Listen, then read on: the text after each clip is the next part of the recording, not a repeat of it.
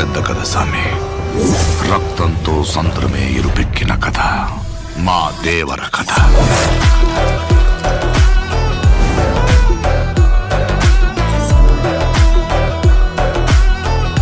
మనిషికి బతికేంత ధైర్యం చాలు, చంపేంత ధైర్యం కాదు. కాదు కూడదు అని మీరు మళ్ళీ ఆ ధైర్యాన్ని కూడగలిగితే ఆ ధైర్యాన్ని చంపే భయాన్నైతా. ఈ కొండ మీద నీ మాటి దేవరా. దేవరును చంపాలంటే సరైన సమయమే కాదు, సరైన ఆయుధము దొరకాల.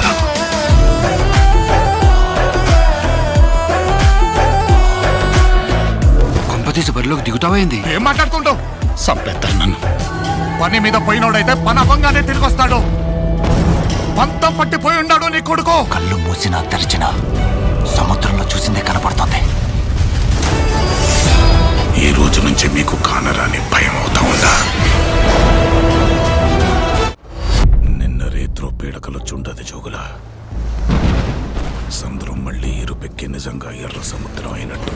భయం పోవాలంటే దేవుడి కథ అయినాలా?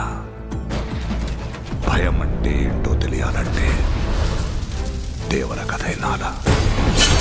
సముద్రం మీద ఒక దేవరున్నాడు చాలు.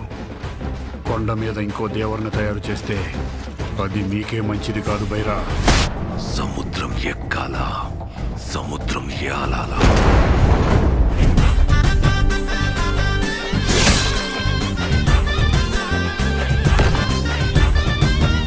దేవరు అడిగినాడంటే